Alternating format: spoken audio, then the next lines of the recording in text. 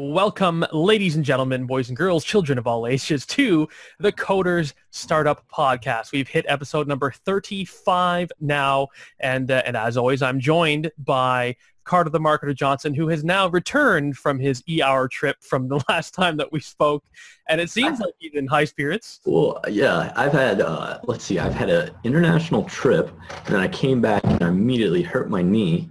So I was in the urgent care the whole time we usually record last week, so we didn't get to do an episode. So yeah, I am glad to be back and healthy and in the swing of a routine. So yeah, lovely to hear. And are you able to walk again? Are you still struggling with that?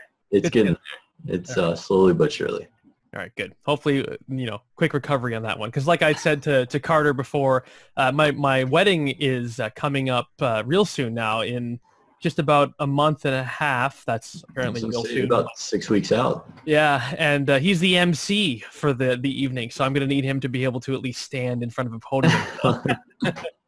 Anyway, that neither here nor there. So today in the show, I figured we should talk about, or at least I picked out the topics of inbound and outbound and direct response marketing. So we're going to be talking marketing and these sort of, I don't know if these are buzzwords or more topics or categories inside of marketing, but in any case, as a programmer, when I heard these topics, these words, I had no idea what any of them meant. So I just want to start off the show by sort of giving an overview of what these terms are, what they really mean, and then we can dive into how they actually impact our businesses and sort of any tips, tricks, strategies, et cetera, with respect to each one. So since you are the marketer, you want to sort of take it away with inbound, outbound, all that good stuff, and give us sort of... Yeah. I think the easiest way to think about it is inbound, people are coming to you. Outbound, you're going to them. That's a real quick and easy way to think about it. Now, what do I mean by that? Well, if you're doing inbound, like Trevor does a ton of inbound marketing with his business. He does Facebook ads, YouTube ads, PPC stuff. Basically, he gets in front of his target market, creates some sort of action for them to come to him. Now, my business, it's primarily built through outbound. A lot of service-based businesses are. Outbound is a little bit easier if you don't have a marketing budget, so to speak, because a lot of times it's just your heavy lifting.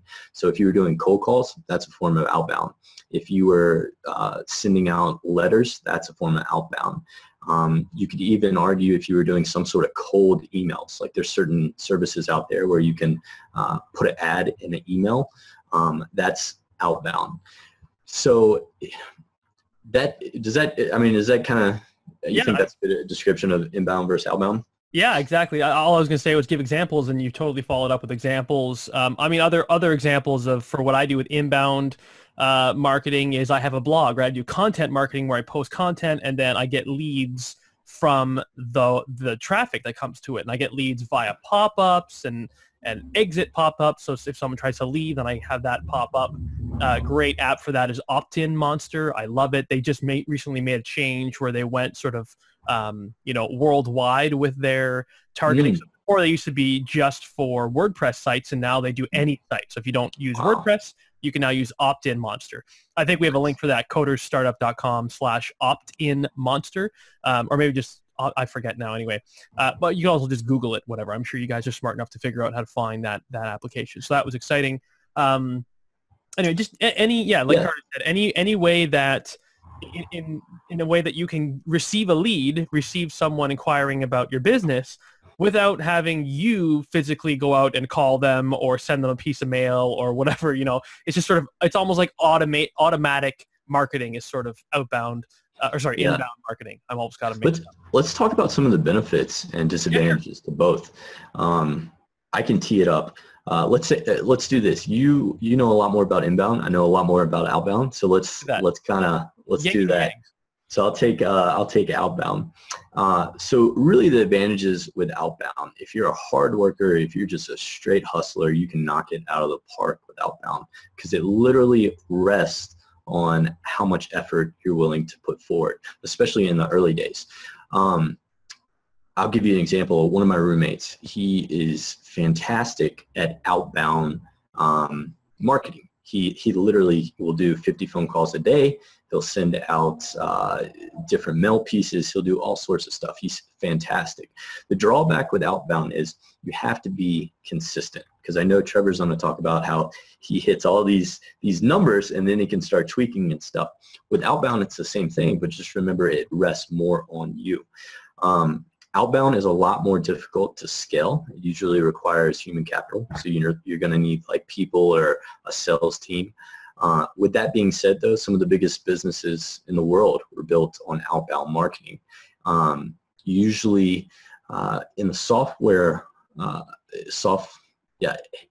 trying to think of some software type companies that's, what is the big sales CRM company?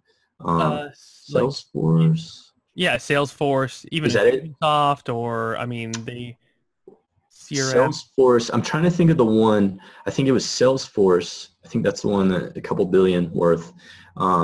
They built their business on outbound sales. So they would actually use a lot of the internal leads that they had created and stuff like that, and then they would put sales reps on that and go out and just keep knocking on doors, keep hitting the customer.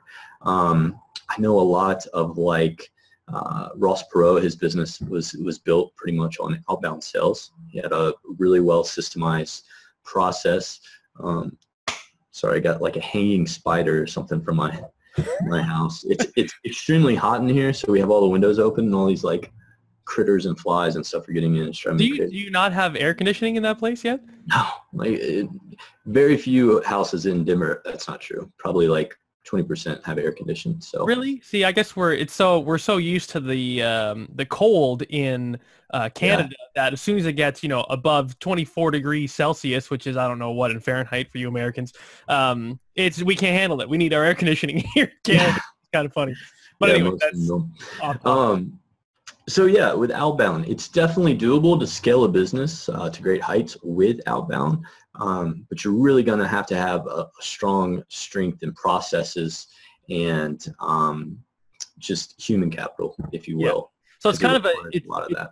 It's an interesting, I don't know if dichotomy is the word. I don't want to use fancy language, fancy words that I don't know how to define, but it's an interesting situation because with outbound marketing, like you were saying, it's great for the startups because it doesn't require any capital. You could just hit the phones, you can pick up the phone, you can start calling people, you can start sending emails and scouring the internet and finding people's email addresses and just cold emailing them, which means just emailing them out of the blue. If you're not familiar with the term cold is with respect to cold call and cold emailing, all that means is the person has never heard of you before and they don't know about your business or your product or anything. All of a sudden you just show up. It's kind of like you're sitting down at 6 o'clock for dinner and you get a phone call and you pick up the phone and it's some telemarketer, right? That's a cold call. It's a very difficult thing to do. Thick skin. You need to have a thick skin.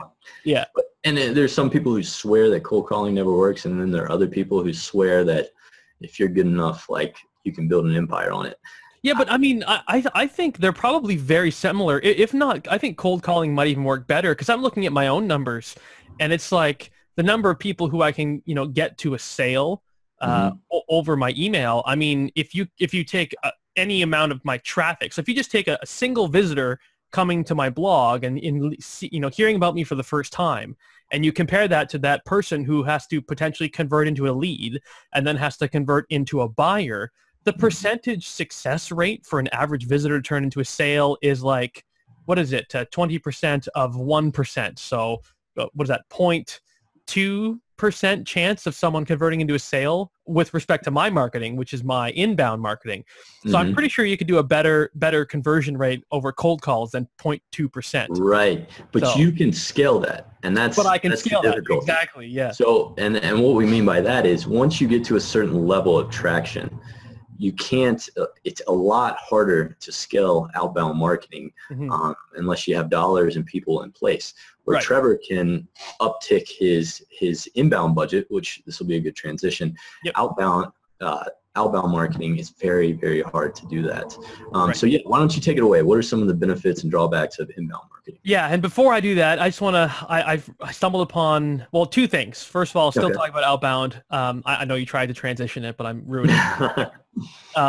The outbound marketing, typically I find, is the B2B market, business to business, because typically when you have a product that other businesses would purchase, that product tends to be a higher cost, higher dollar amount product. So it's more profitable, or at least you get more revenue when you get a sale. And that's why, when you're on the phones all day, 8 hours, 16 hours a day, and you can make maybe 200 phone calls, that's a big amount of money you can bring in for your business. So it's definitely worth the effort that you put into it. Totally. Comes back to economics. And B2B versus the other thing, which is B2C, business to consumer, is somewhere where you're not selling to businesses, you're selling to any old Joe Schmo off the street, who typically Joe Schmo off the street, makes an average of, I don't know what's average income of, a U.S. citizen, maybe 40 grand, 30 grand a year. I don't know.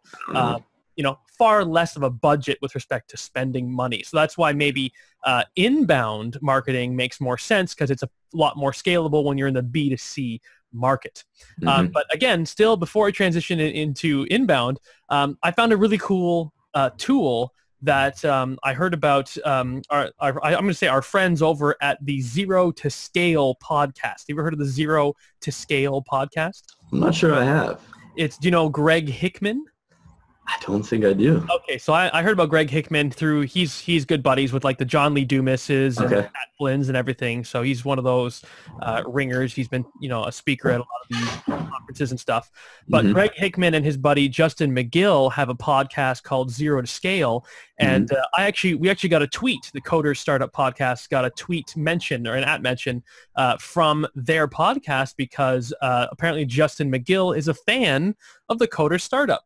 Nice. In any case, I was interested, so now I listen to their podcast, sort of like I scratch, or you scratch my back, scratch yours.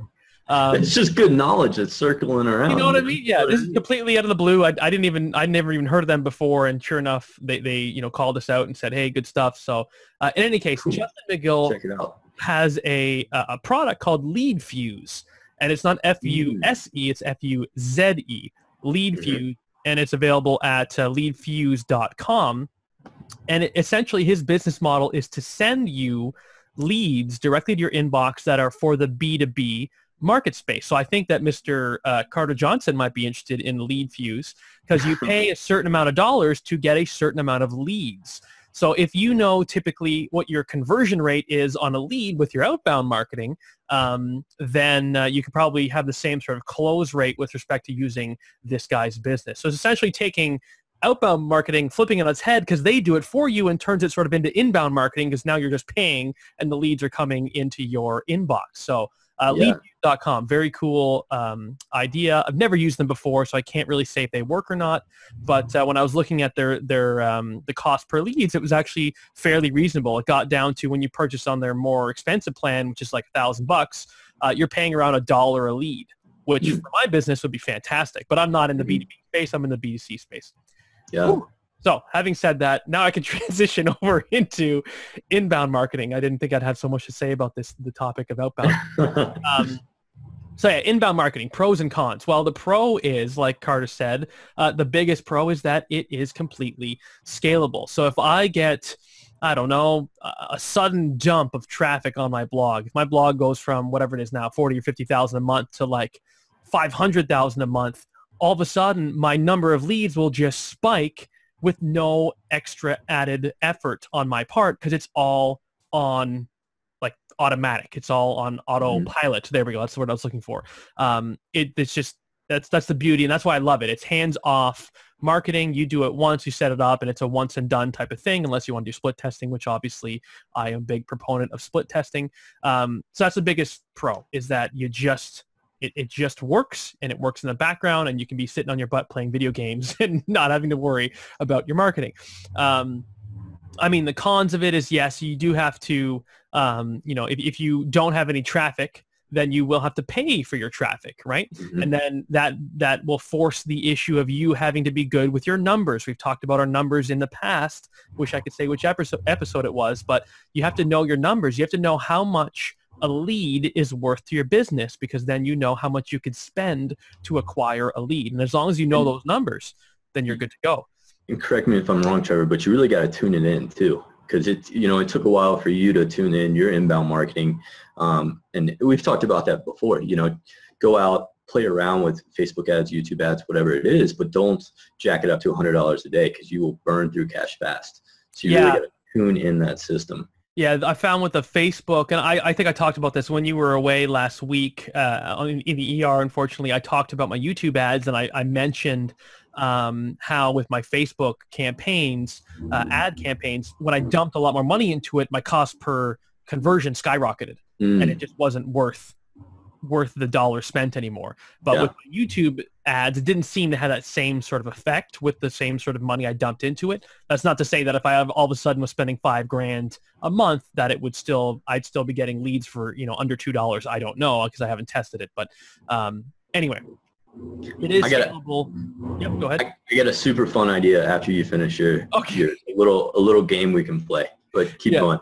So I guess with respect to inbound marketing, the con is that it just takes time. It takes time to establish yourself, to get the traffic, to create the campaigns, to do all this stuff, to test it out, to get to your number for your business. And when I say your number, it shouldn't be numbers singular. It should be numbers plural, because you'll get different returns on your investment based on the traffic source. One thing that I just stumbled upon this Tuesday when we had our mastermind meeting with myself, Carter, and the other 2 people in our group, is that the engagement rate for people who joined my email list was, I don't want to say vastly different, but it really was quite vastly different depending on the traffic source. It turned out that only 25% of the people who joined my email list from Facebook would even engage with my emails. And by engagement, I just mean clicking on a link that I sent them. So in other words, they joined my email list because they wanted to take a course that I'm giving away for free. 75% of the people from Facebook never even clicked to start taking that course. Isn't that ridiculous? 75%. Is that, you think it's a delivery issue with your emails, or it's... I can't say specifically, other than I know that with YouTube ads, the rate of engagement is doubled. So the rate of engagement goes up to about 52%, which, believe it or not, sounds low, but that's about industry average. About 50% of the people will engage when they sign up for your email. Fantastic. So I mean, that's great. It's great to see that that's firing on the correct cylinders, but it sucks to see that the Facebook ads were not doing as well, because if only 25% are actively engaging, that means that I'm essentially losing out on half of the potential sales. So now my cost per lead, I should really double it. Even though I'm only paying, let's say, $3 to acquire a lead in Facebook, I know that 25% of those people are actually going to engage, so I really need to double that cost. So then it really goes up to $6 per lead. It's really about $12. Or whatever the case may be, right? So it's just, I was saying, because I'm basing on the average of 50%. Oh, gotcha, I'm using 50% as the baseline there. But however you want to calculate it, right? It's important to know those numbers. So the downside is that it's going to vary. It's going to take time to get the data, and each traffic source will vary in terms of engagement and actual throughput in terms of sales. So your sales percentage, your conversion to sale might be, bigger for this traffic source than that traffic source, et cetera, et cetera. So test. It's a pain in the butt. And that's where outbound marketing comes and hits out of the park, because get feedback a lot faster. Much quicker to get that feedback. Absolutely. So, I mean, and I didn't want to, go over this episode in terms of a this versus that situation. You can absolutely do both. I mean, there's nothing stopping you from doing both. And that's what I wanted. I figured if we played this little game where we could throw out different marketing types and decide if it's an inbound or outbound, I feel like that would help people understand the concept more, and just throw out different ways to go about marketing. You up for the challenge? I don't see why not. Sure. Do you have enough examples that you could spit out? Yeah. We're going to get. We'll do some easy ones and do some hard ones. Okay. All right. So Facebook ads. Yeah. So that's obviously that. I mean, to me, that's an inbound marketing Yeah. tactic, right? Yeah, totally. Google PPC. I would say that that's the same thing, right? We're still in the paid advertising, so we're still inbound marketing. What about a trade show booth? Trade show booth. That's interesting. And I would still say that that's outbound because you have to be there. You have to do the interaction with the people. Although the people are coming up to you, you still have to put in more effort to flag them down, and it just requires more effort. So I would classify that as outbound. Yeah, that's a tough one. I would almost go inbound just because people are coming to you in that set environment. It's kind of, if you think of Facebook as a set environment, you're stepping into that arena, just like your trade show. But that's a tough one. Well, to me, I defined inbound as sort of an automation, an autopilot thing. So, I mean, if you were to hire people to go to the trade show on behalf of yourself and your company, then it's sort of like you're doing just paid advertising, right? That's essentially what it is, because you're not doing the work, someone else is. And that, I mean, we can apply those same concepts to paying people to do phone calls on your behalf as well, right? You're talking about human capital. So then, the lines kind of blur. It gets blurry. Yeah. Let's keep pushing it on. So the definition really matters between the two. All right. What about an advertisement in a newspaper? Yeah. I mean, again, I would classify that as inbound. Inbound. Yeah, I would too. Yeah. TV commercial. Well, so this is very interesting because we were talking before the show, and there's another term in marketing that's called direct response marketing. Is that what you wanted to sort of lead into, or is that just a fluke No, that's just a fluke. That's just a fluke. But we'll get into direct response in a bit. But yeah, TV ads. Again, I would still say that would be inbound, right? You're doing the initial effort to set it all up, but then it's sort of on autopilot and just sort of running on your behalf. I would agree. Call center. I would say outbound. Just like I said, if you're sitting at your dinner table and you're getting a call from a telemarketer, that's for sure, that's outbound marketing. Yeah. What if you did a automated message call center? So you're blasting it out to a select list of numbers. Like a machine or something? That's like a recording. A recording. It's true, because now you're blending. You're separating. I'm trying to stump you, man. The medium is different, or the medium is the same. It's still phones, but it's going to be automated. I don't know. I don't know how to classify that. That's a tough one. Because it's phone calls. What'd you say? That's a tough one. Yeah. I tell you what, if anyone can convince us one way or another, we'll do something special. I don't know. Oh, that reminds me. After this game, we had a snafu where we didn't release episodes for a little while. And in one of our episodes, we had said that we were running a contest where people could join your email list, and then we could give away something at the end of June. But because we didn't release the next episode, where we didn't release it in time. By the time that episode went live, where we said end of June, it was almost the end of June. Was it? So I should do the follow-up. I meant to do it much earlier than this, but I keep forgetting. So we'll do it till the end of July. How does that sound? So that sounds good. Sounds good. We'll have to go back. Do you remember what the thing you were giving away was for that? Yeah, it was a free audit and assessment of anyone's website for SEO stuff. Right. So yeah. So there we go. Just real quick, where can they go? We'll reiterate where they can go to sign up to enter this contest. UnitedBusinessLeaders.com. There we go. So UnitedBusinessLeaders.com. Find out some way, shape, or form to join his email list, and then we'll run this competition. We'll pick, any of them. Do we have to say what they came from here? Yeah. Just shoot me an email. Right. Somebody reply to the email that you send? Yeah, you can reply to that email or Carter at UnitedBusinessLeaders.com. There we go. So that's how you can do it. Say you heard about Carter from the Coders Startup, and then we'll pick a winner from that list. And hey, the audience, although our audience is growing, which is fantastic, it's still fairly small. So you got good chances. Yeah, even smaller percentage actually take action on these things. So really, if you do it, you probably have a very good chance of winning. So I would recommend. A really good chance. Yeah. Wicked. Thanks for bringing that up. All All right, I think we've had enough fun with our. Oh, I got one. What if you bought? Oh, this is a really tricky one. You know how you can buy all those like trinkets and stuff with your logos on it? What if you bought pins with your logo and message on it? What do you mean, like physical pins? Oh, I'm talking like pins, like I'm holding in my. Oh, my pen. Yeah, I'm from the South. We say things funny. Pin, But yeah. I was thinking Pinterest. Pinterest. No.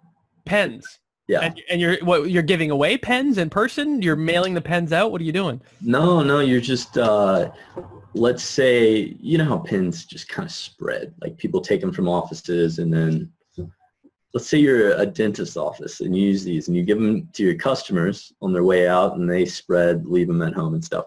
What type of marketing would that be? God, I don't even, that's a tough one because I was going to say if you're mailing out the pens and that's definitely outbound. If you just have them sitting in your office and you have foot traffic going by and taking them, then that, in my opinion, would be inbound because the people are coming to you. And you know, that's a really. This is a really fun game, though. This is fun. This is fun to Carter. I don't think it's fun to any of the other programmers. I think we've got our point across about the differences. Oh, cool.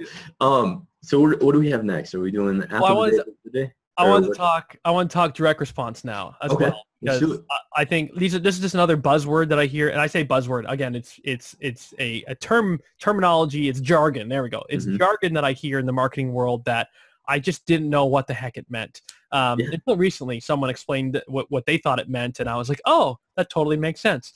So, if you ever heard of direct response marketing before, you might be scratching your head saying, what the heck does that mean? When you break it down, direct response. So you're looking at, it's a type of marketing where you are getting a response from the marketing more or less, immediately or within some reasonably short time frame. Direct response marketing is something where you're expecting the response and you can then measure the response. So examples of direct response marketing are things like Facebook advertising. Well, paid advertising in general, because typically paid advertising with respect to pay-per-click, YouTube, Facebook, Pinterest, Twitter, LinkedIn, whatever the case may be, you're able to pay for impressions for people who are going to click on that, be taken to your website, and then take some sort of action. That's the direct response. Action's the key. That's the response. Right. And direct response really became popular and became like a buzzword it was really popular. People would put the like messages in the back of magazines, and they'd have you like clip out the little form and then send it in. You get X amount of free stuff. That CD company, they used to do a fantastic direct response old company, but literally they would send you that little booklet. I'll never forget my sister when she was like 12 filled this out, and we had creditors calling our house because she thought that you just get all these CDs for free. But literally they send you that booklet and you pick like 10 CDs that you want for free, and then the only stipulation is you have to you're part of their membership program, and every year you would get something. But what they would do is they would send you this form and you just send it back to them. It's a direct response form. I love in Tony Hsieh's book, Delivering Happiness, which is a fantastic read. Check it out. He talks about, I forget if it was, it wasn't when he was trying to do a worm farm. Oh, he started a button company. Like people could send a picture in and they would create, they'd put the picture in a button or something and then send it back to him. This was when he was like 12 years old, and it was like in the back of the Boy Scout magazines or something like that. But that's a form of direct response. People would read it, they'd cut it out, they'd mail him an envelope, and then, he'd do the business transaction. So it's warranting an actual action response. Yeah. And I think the other important aspect there is that you can measure it, right? You can measure where it came from. Totally. I think that's a very, very key aspect to this is the measuring, because I think the sort of opposite of direct response marketing is just sort of, what was it called? Display advertising? I don't know what like the inverse, if there is a word for it. It's kind of just like I don't know. If you're interested in direct response, I'd recommend checking out Gary Albert. I believe he's the big one. Dan Kennedy, his stuff. a lot of it's direct response related. I think Frank Kern even is pretty big in direct response for a while. I love Frank Kern. Do you? He's like great. this hippie, like, I don't even know how to describe who he is. Like, My favorite Frank Kern line was when 2008 recession came along, and he was talking about it, and he was like, you know what? I decided I'm just gonna opt out of the recession. It's just not gonna take place. And he told his staff and stuff. He was like, yeah, we're not participating in the recession. Like, I think that is a fantastic story, and you got to find the YouTube video of him telling it because it's hilarious. So. Yeah. Plus he's just he's kind of a he's I don't know how to describe his personality. He's very he's like a rude personality. He's not rude, but there's something about his personality that just he doesn't care. He just doesn't care. He has this like whatever. He knows what he's doing. He's successful. If you like him, great. If not, so what? Yeah, I love that.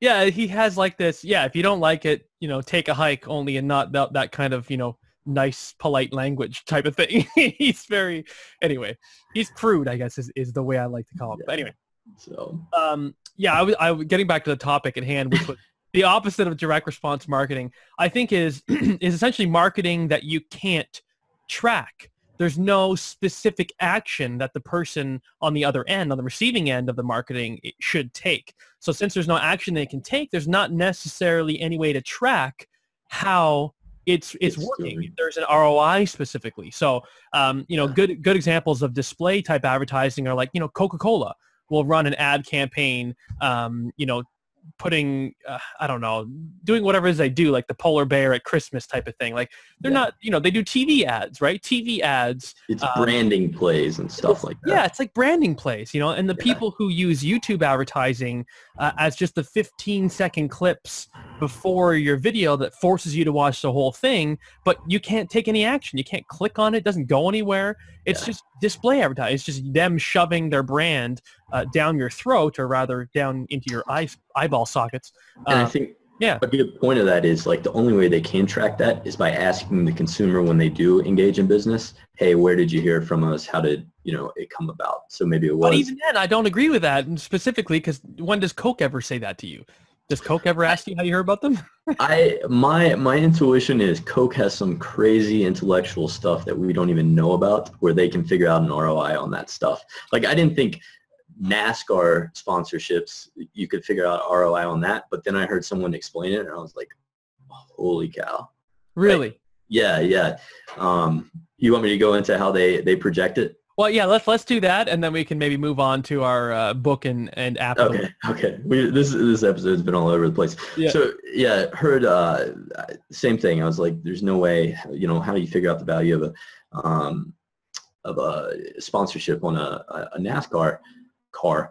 And someone, I forget how I found out about this. I wish I remembered who explained it or where I heard it, but they were saying basically take I think Home Depot used to be the sponsor, Tony Stewart. Maybe they still are. Home Depot has that whole car wrapped. Like, it is, boom, good to go, everything else. If Tony Stewart is leading a race, he gets X amount of coverage, okay?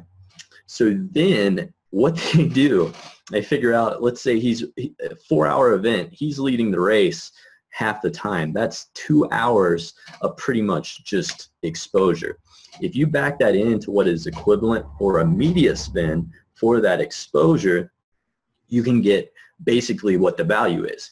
Then they take it and they look at the markets that cross over with NASCAR fans and where it was broadcast to see what correlation in sales are, and they can figure out a value. Yeah, and I think the most important thing there is to know your numbers, right? You have to know, like, let's say we're in July. There's a race in July. What were July sales in this market last year? So you have to have sort of the baseline average to go off of, and I think that's why typically that type of advertising is done by the bigger corporations, because they've been around longer. They have the data to sort of look against and all this stuff, right? You can it's like when you're running a clinical trial or whatever, you can balance, or with statistics, you can you can adjust your results based on certain things, and like, adjusted for inflation, or adjusted for, socioeconomic, behavioral, whatever, blah, blah, blah. So yeah. And one last thing, if you're really interested in this stuff, pay attention around the Super Bowl, because you always hear the controversy of different companies that are opting in, different companies that are opting out to their 30-second, $5 million commercial or whatever, and they'll give reasons why.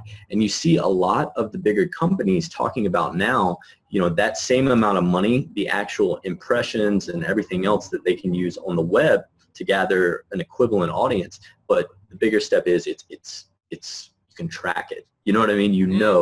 Hey, we spent $5 million on a huge media buy across the web, and we got X amount of visitors. We got this amount of chatter on social networks, everything else. It's really interesting, and they always have fantastic pieces around the Super Bowl. Yeah. So that makes sense. I guess that kind of flies in the face of what I said with, when you're talking about just display advertising, that you can't track it. So obviously there are ways to track it. So I stand corrected. Technology is just bringing more and more great stuff to us. So. Yeah, exactly. But the main takeaway I want you guys to get from this is the fact that there's direct response marketing. That's a term. Hopefully you understand what that means now in relation to, non-direct response marketing. How about we say it that way? I like it. All right, cool. Now you want to move on to, Carter's book and app of the week? Yeah, you're doing the book this week, though. I'm doing the book this week. So I'll do the app. I love this app. I've been telling people about it.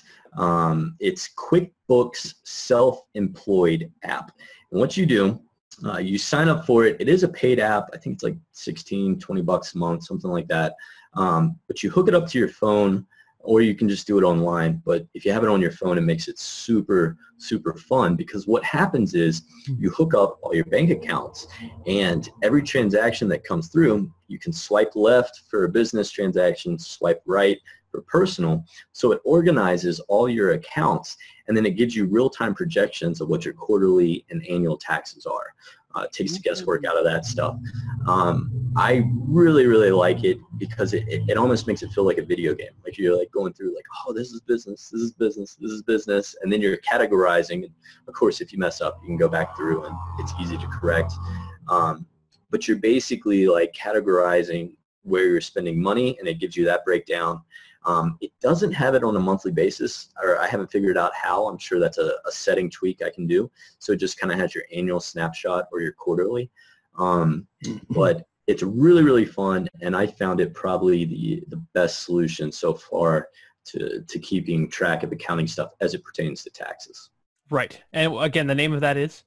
It's QuickBooks Self-Employed application. Okay, so I'm sure you can just Google it and find out what the website is, type of thing? Yeah, QuickBooks has a ton of different products, but it's the self-employed one specifically. Beauty. Very good. Now, also, is that just for the U.S.? Is that only? I don't know. That's a good question. That's a really good question. I don't know. Who knows? So I don't always recommend any of their Mac stuff or U.S. Yeah. Well, that's why I represent from Canada, right? That's right. We have QuickBooks in Canada, so who knows? Maybe we have that as well. Probably works. So yeah, there we go. So Carter was too good for us this week to specify a book of the week. So I stepped up to the game, or set up to the plate, I should say, and I downloaded an audiobook. I went through what is it? It's Audible. As the audiobooks. Audible is a Amazon company. And I noticed that I had like 5 or 6 credits that I needed to use. I was like, oh crap, I gotta start downloading some audiobooks. So I got an audiobook version of Mark Cuban's book called How to Win at the Sport of Business, where he says, if I can do it, then you can do it. And, I found with audiobooks, I thought I was going to love them because I love podcasts, but I found with audiobooks, I really don't listen to them. It's funny. I tend to, I'll read a book to halfway and give up. Same thing with audiobooks. I'll listen to halfway and then give up. But not this one. This one, I listened to the entire thing. It's just under 3 hours in length. And I really enjoyed it because they focus on stories as well as talking about the strategies and the tactics. So you get to hear stories about Mark Cuban when he was young, when he was in college. He was a 20-something-year-old who was always drinking and partying and had no money and lived in a 4-bedroom apartment with 6 people. And it really humanizes Mark Cuban for you and really, brings him down to sort of the level of, who you were when you were 21, 22 years old, right? Yeah. So it's really interesting hearing about his early days. And he talks about how he constantly took different jobs. And how he constantly was getting fired from jobs and how he was constantly quitting his jobs. And that was because he was getting such a vast education across so many different market sectors and different positions that he was working in. So he had his toes dipping in all the different ponds, if you will, with respect to business. So it's a really interesting idea. It's not a novel concept, but I really like the concept of taking a bunch of different jobs for the sake of the learning process. So and I like how you said it humanizes him, and that's why I love autobiographies, biographies, because you get to hear about the struggle, you get to hear about the climb, and Tai Lopez talks about this a lot. Our media, we totally glamorize the overnight stories, and everyone thinks that like that's how it's going to be. Like I'm going to start it, and 18 months later I'm going to be $1 billion company. That's but right. You don't hear about like all the muck that Mark Cuban had to go through to get to where he is. Like one of the things I love, he says this a lot. He was like, yeah, I'm a lucky guy, but no one thought I was lucky when I was, pouring through the, what does he talk about? The user manuals for whatever software. Like, and it's so true. It's so true. And so pick up a Bible, pick up that one. Yeah, the story there was that he barely got hired as a sales guy for a software company. And what he did sort of get ahead of the game was he just read all the manuals for all the different software, pieces of software that he was selling. And no one else did that. No one else took whatever he said, 2 or 3 hours a day he would spend reading these manuals. And he just ended up learning how all these things worked. He learned how to install them. He created a consulting company around installing the software for companies. And he knew, this software versus that software, the applications of it, when to use it, and, so on and so forth. All he did was read. That's how he got ahead. So you always hear about these, millionaires or billionaires who got ahead in life, and they get asked the question, what is the secret behind your success? And they said, well, I just read every day, and if there's one like thing that someone as a super billionaire or whatever, if there's one thing that they wish they could improve about themselves, it would be that they wish they could read faster, right? That's what Warren Buffett and Bill Gates have both said. Exactly. Superpower, to read faster. So I mean, there's something there. There's something to be said about these people and constantly learning. I heard that. I'm going off on a rant here. We've been all over the place. Just keep roll with it. I lost my train of thought. The thing I heard was that 90% of the population doesn't like to learn. 90% of the population, I don't know where the hell that statistic came from, but 90% of the population, when they, let's say, come out of, university or high school or something, just stop learning because they don't want to anymore unless they're forced to learn as part of their profession, like doctors or lawyers or accountants or whatever. It's amazing to me because that means only 10% of the population actively seeks to learn because they just want to. And so you can beat 1 out of 10 people if you're just willing to learn. That's who I am. I love to just start learning about something. I don't care how I go about learning it. I can read it in a book, or I can just try to try it and fail at it. That's the best way I learn. And I just like to do that. I love to put myself in these positions where, I've never tried this before, and let's see how it goes. So I don't know if I'm part of that 10% or not, but that's a good place to be apparently. So yeah, definitely. Well, and like you said, we got the technology now to listen to these books and to listen to them on the way a commute somewhere, or while we're exercising or on a walk or something. So take advantage of that, because I got my buddy, he's a dentist, and his running joke, he's dyslexic, but his running joke is, I got a doctorate without ever reading a book in my entire life. He's been listening to stuff since he's in middle school. But yeah, it's so true. There's so many different mediums to consume and learn. So, like the podcast.